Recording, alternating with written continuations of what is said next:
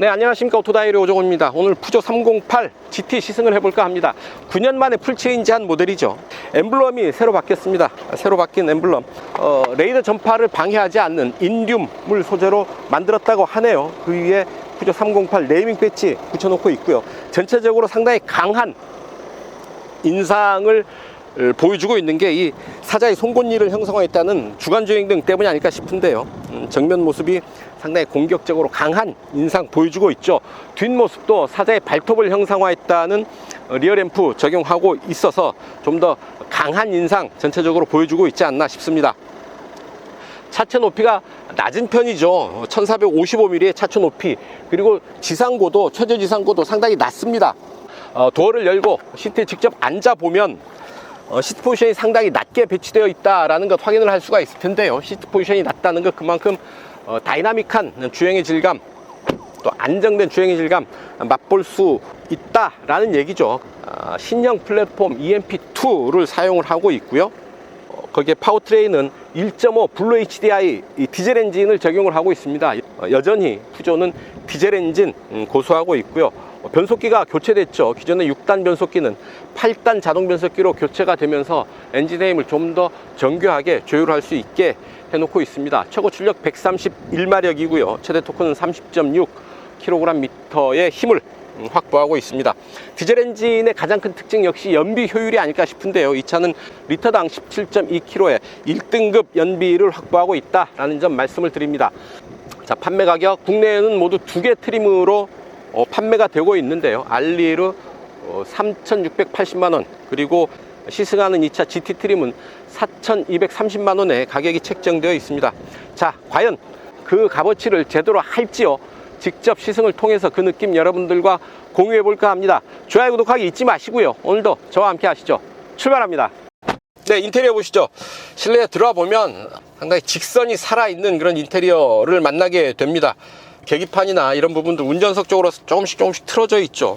운전석 중심으로 배치된 실내 인테리어다라는 것 확인을 할 수가 있을 테고요. 스티어링 휠은 작은데요, 위아래를 이렇게 일자로 커팅해 놨습니다. 딱 쥐고 돌리는 맛이 상당히 색다릅니다. 계기판이 스티어링 휠 위로 보이는 것, 이 푸조의 디자인, 아이콕핏 디자인의 특징이죠.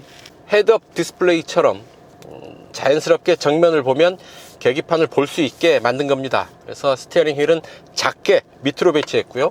계기판은 또 스티어링 휠 위로 배치를 해서 이층 구조를 이루고 있는 거죠. 생각해 보시면 다른 차들은 계기판을 이 스티어링 휠 틈새 사이로 보게 만들었죠. 저는 스티어링 휠을 제일 위로 올려도 이 틈새로 보이는 게 아니라 스티어링 휠 위로 계기판을 보게 만들었습니다. 그래서 스티어링 휠은 조금 낮게 세팅을 해야지 편하게 계기판을 볼 수가 있겠습니다. 스티어링 휠 아래로 패들 시프트 들어와 있고요. 왼쪽 시프트 다운, 오른쪽은 시프트 업. 8단 자동 변속기를 조율하는 시프트 패들이죠. 자, 스티어링 휠은 약간의 유격 있네요. 자, 하나, 둘, 2.75회전 정도 합니다. 차체 길이 4,380mm여서 그렇게 큰 차가 아닌데, 그렇다면 약 2.5회전 정도만 해도 스티어링 휠 락투락 주행비는 충분하지 않을까 생각이 드는데, 그거보다 좀 더 돌아간다는 사실 말씀을 드립니다. 시트 포지션이 상당히 낮습니다. 노면에 가깝게 앉게 된다라는 얘기죠. 시트 포지션이 낮으면 좀 더 다이나믹한 주행의 느낌 받게 되죠. 그리고 이 차는 휠 베이스를 기존 대비 약 60mm 정도 늘렸습니다. 그만큼 실내 공간을 좀 더 넓게 가져가는 것 외에도 주행 안정감을 좀 더 우수하게 만들 수 있는 그런 장점이 있죠. 차체가 움직일 때 차체 흔들림을 좀 더 안정되게, 덜 흔들리게 잡아주는 그런 효과도 기대할 수가 있겠다라는 얘기입니다. 자, 스티어링 휠 왼편에는 ADAS 시스템, 주행보조 시스템들 설정할 수 있는 버튼들 들어와 있죠. 오른쪽에는 오디오, 전화, 음성명령 버튼들 들어와 있는데, 음성명령 시스템은 국내에서는 한글로는 작동이 되지 않고 있습니다. 이 부분 다시 짚어보기로 하고요. 자, 계기판은 형상을 여러가지 형태로 볼 수가 있습니다. 주행 모드는 스포츠, 노멀, 에코 이렇게 3개 주행 모드를 선택을 할 수가 있습니다. 센터페시아의 이 터치스크린 모니터는 기존에 7인치였는데 10인치로 좀 더 키웠습니다. 그래서 화면이 좀 더 시원해졌죠. 홈화면 누르면 이런 정보들 보여주고요. 안드로이드 오토 연결이 가능하죠. 무선으로 연결할 수가 있습니다. 3D 클러스터를 적용하고 있습니다. 3D 클러스터를 하게 되면 계기판이 좀 입체적으로 보이게 되는데요. 화면이 좀 선명하지 않은 그런 느낌도 함께 받게 되죠. 그래서 저 개인적으로는 계기판 같은 경우는 아주 정확한 정보 전달이 중요하니까 입체적으로 보는 것보다는 2D로 정확한 화면으로 보는 게 낫지 않을까 싶습니다. 그래서 저는 3D 클러스터보다는 그냥 2D 클러스터 형태로 보는 것을 선호합니다. 그렇게 보는 것을 추천드리고요. 운전석 안마 기능, 마사지 기능이 있고요. 난방, 운전석 조수석, 열선 시트 또 작동을 할 수가 있겠습니다. 커넥티드 서비스를 한국에서는 그럼 못한다 라는 얘기죠. 국가 리스트에 한국이, 코리아가 없습니다. 자, 에이다스 시스템 어떤 것들이 있나 한번 볼까요? 차선 유지 보조 장치, 이렇게 설명이요, 어떤 기능인지 이렇게 설명이 해주고 있죠. 스탑 앤 스타트, 후측방 접근 차량 경고, 근접 장애물 감지, 뭐 이런 부분들 첨단 운전자 지원 시스템으로 작동을 하고 있습니다. 근접 장애물 감지, 후측방 접근 차량 경고, 차선 유지 보조, 스탑 앤 스타트, 자동 제동, 트랙션 컨트롤, 속도 제한 인식, 교통 표지 인식, 운전자 주의 경고 등의 기능 적용되어 있고요. 튜토리얼, 그러니까 어떤 기능인지 이렇게 설명도 해주고 있습니다. 차량의 차선, 속도, 앞차와의 거리를 유지하여 편리하게 운전할 수 있도록 도와줍니다. 운전자를 완전히 대신하는 것은 아닙니다. 사용법들을 이렇게 영상으로 보여주고 있죠. 차의 기능을 좀 더 쉽고 편하게 이해할 수 있는 그런 방법이 아닐까 싶습니다. 터치 스크린을 통해서 다양한 내용들 확인하고 설정하고 이용을 할 수가 있을 테고요. 그 아래 또 터치식 스크린이 하나 더 있습니다. GT 트림에 추가되는 부분인데요. 홈 버튼, 앱 서랍 버튼, 내비게이션, 전화, 라디오, 미디어 뭐 이런 부분들 이렇게 간단히 터치 스크린을 통해서 바로바로 이용을 할 수가 있겠습니다. 그 밑으로 또 몇 개의 버튼들이 들어와 있죠. 그 밑으로 스마트폰 무선 충전 시스템이 들어와 있습니다. 이 부분이 이런 수납 공간과 별도로 분리돼서 배치가 된 거죠. 그 밑으로 이제 C-V 전원, 그리고 C-타입 USB 포트 연결구 들어와 있죠. 그리고 두 개의 컵홀더 이렇게 덮을 수 있게 되어 있고요. 이 안에는 이런 큰 백도 들어올 수 있고 제법 넓은 공간 확보한 센터 콘솔 준비되어 있습니다. 자, 룸미러, 테두리가 없는 무태 안경 같은 룸미러 들어와 있고요. 가죽 시트 안쪽으로 스웨이드 가죽을 덧대서 몸과의 밀착감을 좀 더 높여주고 있죠. 허벅지도 잘 받쳐주고 있어서 운전자의 몸 편안하게, 하지만 또 확실하게 받쳐주고 있다라는 얘기죠. 자, 계기판은 또 이 아랫부분에 밑에 프랑스 국기 표시하고 있는데요. 이 차의 정체성, 아이덴티티를 보여주고 있다 싶은데, 하지만 푸조는 이제 푸조 시트로엔 그룹 프랑스 브랜드이긴 하지만 스텔란티스는 네덜란드에 본거지를 둔 다국적 자동차 회사라고 할 수 있겠습니다. 이제 운전석 이정도 살펴보시고요. 본격적으로 달려보기 전에 뒷좌석 잠깐 보고 가겠습니다. 뒤로 갑니다. 네, 뒷좌석입니다. 제가 앉았던 그대로 운전석 두고 뒤로 왔습니다. 무릎 앞으로 주먹 두 개 꽉 차게 들어가네요. 운전석 뒷부분을 좀 파놓아서 그나마 무릎 앞 공간 좀 더 확보할 수가 있었고요.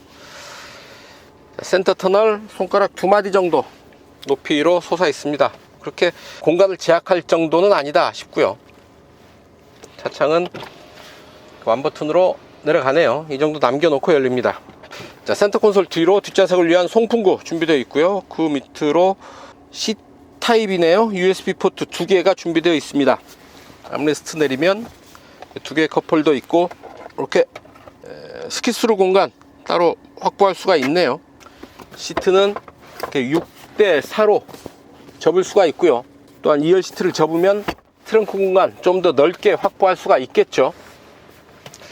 자, 이렇게 앉아보고 머리 위로 주먹 하나 세워서 드나들 수 있는 공간 남아 있는데요. 이 차 지붕이 밖에서 보면 뒤로 갈수록 살짝 낮아지는 루프라인을 적용을 하고 있습니다. 뒷좌석 머리 윗 공간 좀 좁지 않을까 우려했는데요. 기우였습니다. 머리 위로도 충분한 공간 확보하고 있다라는 얘기죠.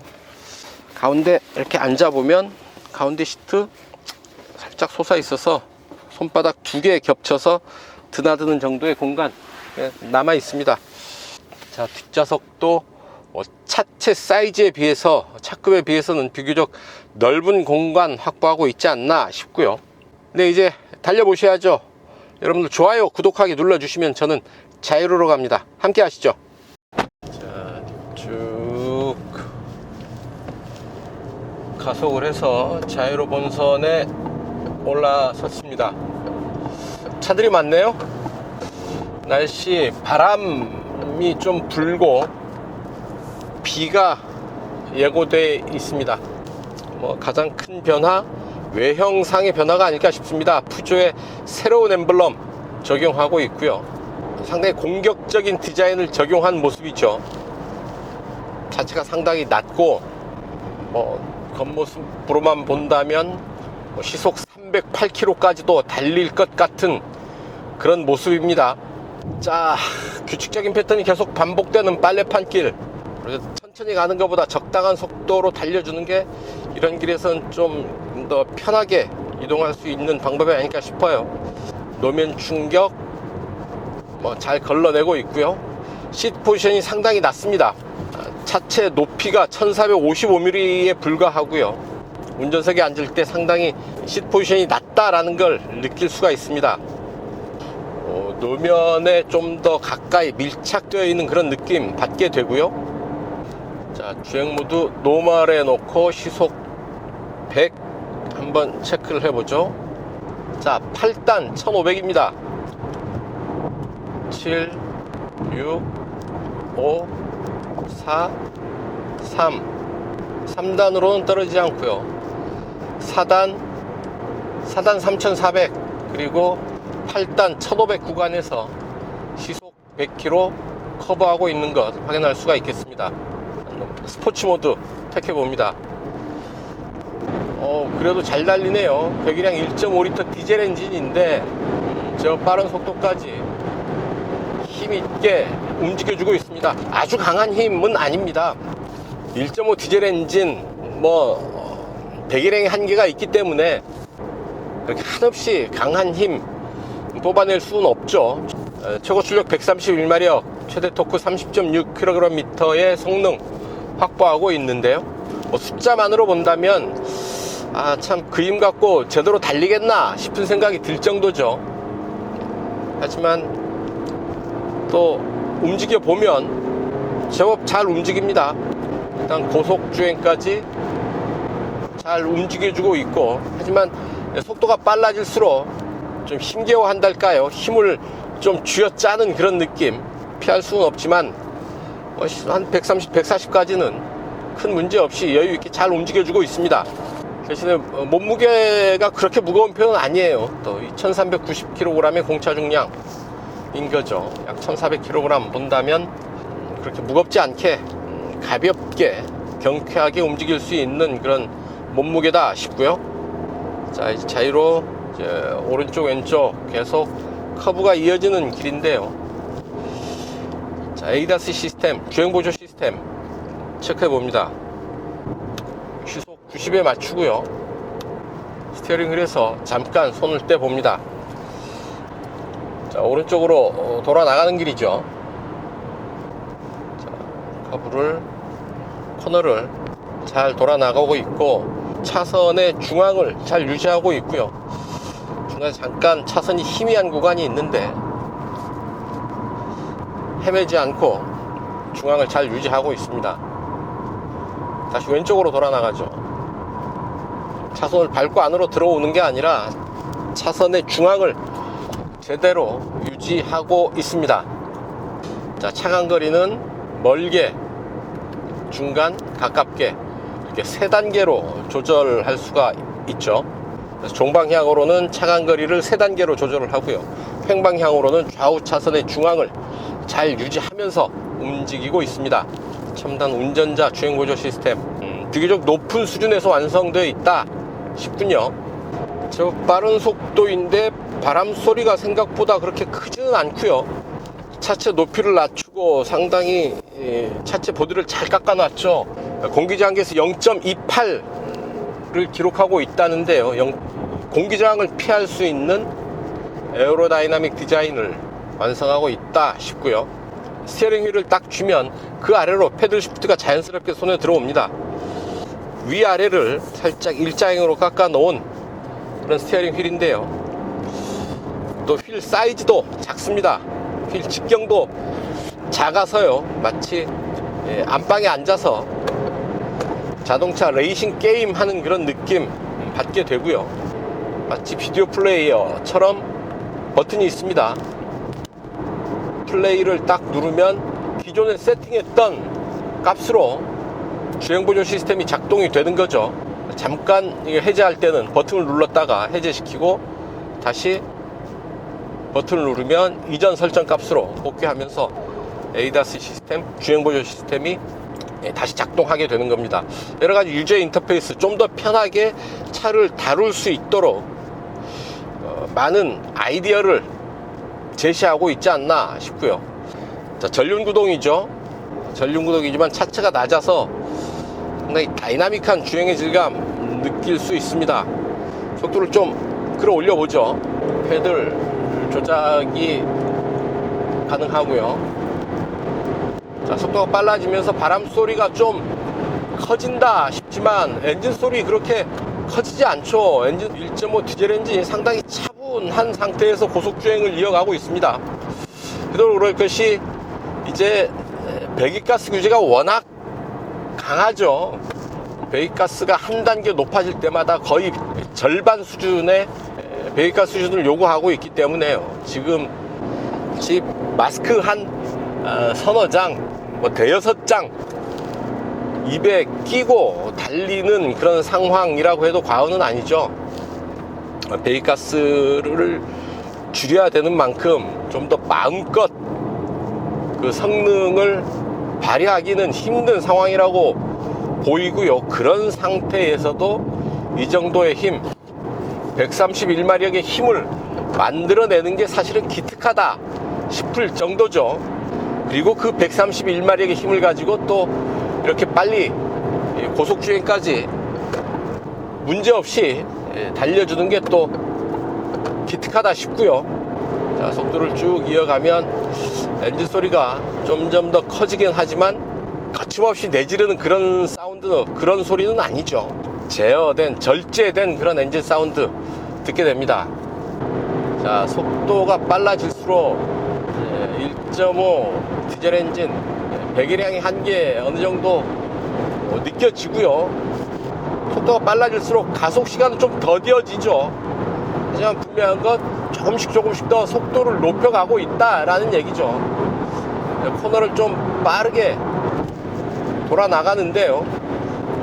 낮아서, 차체 높이가 낮아서 고속 주행을 할 때 상당히 다이나믹한 느낌을 받으면서도 차체의 안정감은 전륜 구동에 비해서는 비교적 높은 수준을 보여주고 있습니다.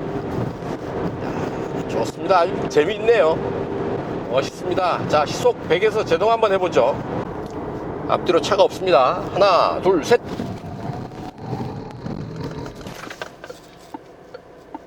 자, 비상등 작동하죠.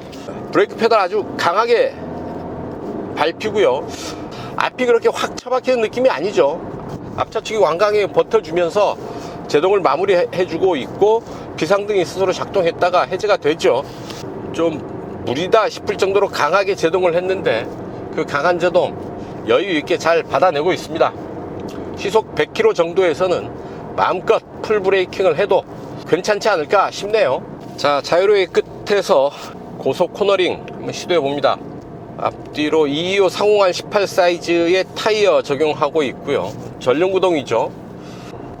쭉 가속을 하면서 속도를 끌어올리고요. 제동, 턴. 좀 빨리 들어왔는데 좋습니다. 언더스티어 걱정할 법한데요. 언더스티어 없이 아주 뉴트럴하게 운전자의 의도에 딱 들어맞게 코너를 돌아 나올 수 있었습니다. 차체가 낮아서 상당히 재미있네요. GT 트림답게 다이나믹하면서도 중심을 딱 잡고 움직이는 안정된 반응 보여주고 있습니다. 아주 야무지게 잘 달립니다. 1.5 디젤 엔진, 배기량이 작아서 그렇게 팡팡 터지는 아주 강한 힘을 느끼지는 못하지만 중저속 구간에서는 물론이고 고속까지 잘 움직일 뿐만 아니라 특히 코너에서 아주 민첩한 움직임, 그리고 날카로운 조향, 이런 부분들을 느낄 수 있어서요. 낮은 시트 포지션을 바탕으로 주행의 질감이 아주 다이나믹하면서도 안정되어 있습니다. 배기량이 작은 엔진, 사이즈도 작은 차여서, 작은 해치백이어서 뭐 그렇게 잘 달리겠나, 뭐 그렇게 재미있는 주행이 가능하겠나 싶지만 실제 달려보니까 아주 야무지게 재미있게 잘 달립니다. 다이나믹한 주행 질감이 상당히 독특하면서도 인상적입니다. 자, 알리루와 GT 두 개 트림이 있습니다. 알리루 트림 3,680만원, 그리고 GT 트림 4,230만원에 가격이 책정되어 있죠. 시승하는 이 차는 GT 트림이고요.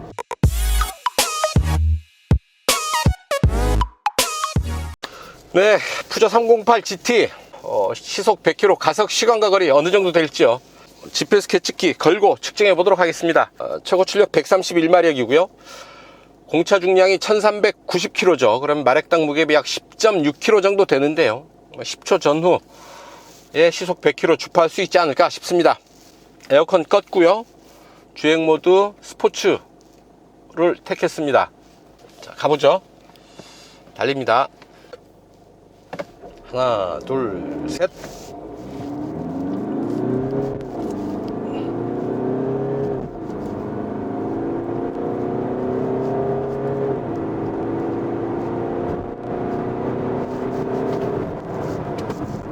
네, 이렇게 시속 100km 가속 시간과 거리 측정해 봤습니다.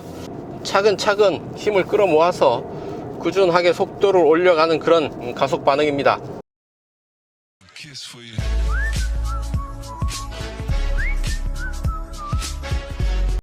네, 연비 테스트 하겠습니다. 이곳 파주 헤이리마을 출발해서 서울 지하철 2호선 교대역까지 약 55km 되는데요, 직접 움직이면서 이 차의 실주행 연비 체크해 보도록 하죠.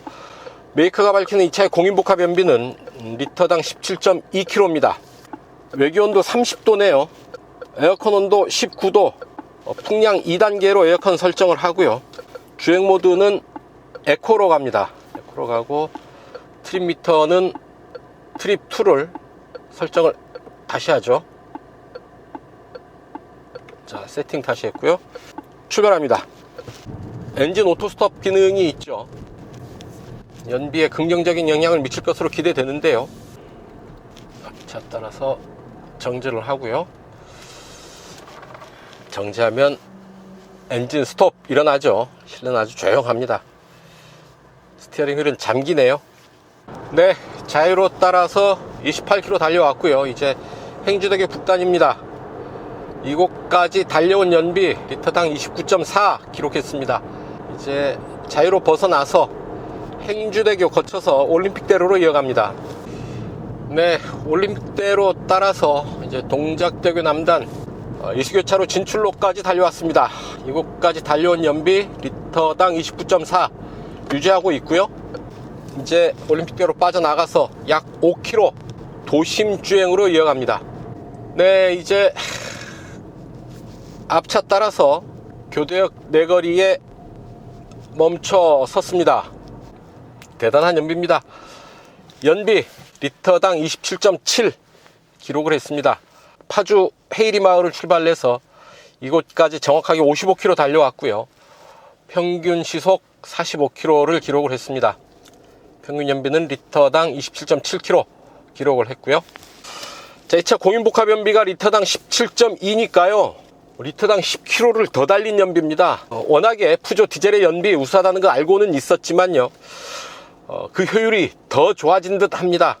하이브리드 자동차의 연비다 라고 해도 좋을 정도로 아주 우수한 연비 보였습니다. 리터당 27.7, 거의 리터당 30km를 달릴 기세다 라고 해도 좋을 정도인데요. 디젤 차를 타는 이유 역시 높은 효율일 텐데요. 푸조의 디젤 엔진 유감없이 그 효율을 보여주고 있습니다.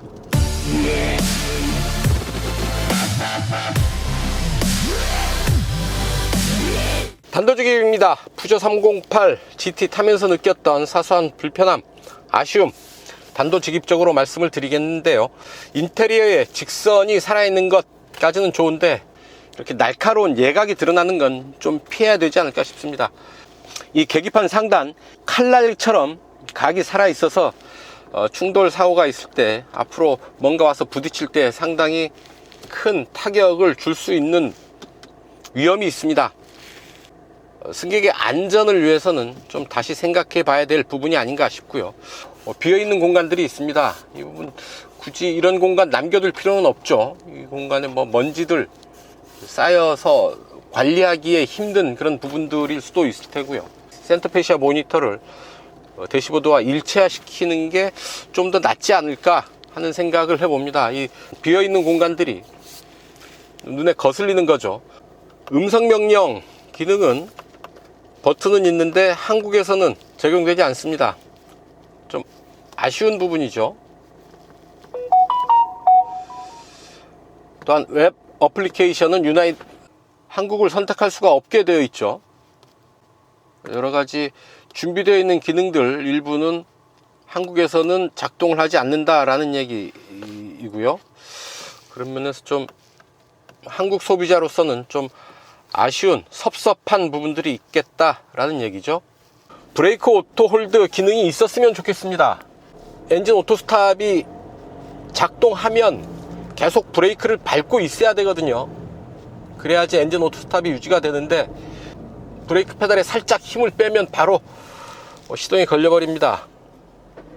좀 아쉬운 부분이죠. 브레이크 오토 홀드 기능이 있다면 엔진이 정지된 상태를 좀 더 자연스럽게 오래 유지할 수가 있을 텐데 엔진 오토 스탑 브레이크 오토 홀드 기능이 없어서 오른쪽 발 브레이크 페달을 밟은 발에 힘이 계속 들어가게 됩니다. 좀 아쉬운 대목이죠. 네, 9년 만에 풀체인지를 거친 푸조 308 GT 만나봤습니다. 무엇보다도 새로 적용한 새로운 엠블럼 눈길을 끌죠. 푸조의 새 시대를 상징하는 엠블럼 앞부분에 딱 라디에이터 그릴에 자리 잡고 있는데 이 부분을 통해서 푸조의 새로운 느낌 마주할 수 있지 않을까 싶습니다. 그럼에도 불구하고 푸조는 디젤 엔진을 전면에 배치를 하고 있죠. 1.5 블루 HDI 엔진을 적용한 푸조 308인데요. 최고 출력 131마력, 그렇게 강한 힘은 아닙니다. 아무래도 배기량의 한계 때문에 그 한계를 완전히 뛰어넘을 수는 없지만 노면에 밀착해서 달리는 아주 다이나믹한 주행의 질감을 느낄 수가 있다라는 얘기죠. 알리르 3,680만원, 그리고 GT 4,230만원 가격이 책정되어 있는데 뭐 적당한 가격이라고 할 수 있겠습니다. 해치백을 선호하시는 분들이라고 한다면 푸조 308 GT 참 좋은 선택이 될 수 있겠다라는 말씀 드리면서 오늘 시승 여기서 마칠까 합니다. 여러분들 좋아요, 구독하기 눌러주시면 저는 이만 물러가겠습니다. 시청해 주셔서 감사합니다.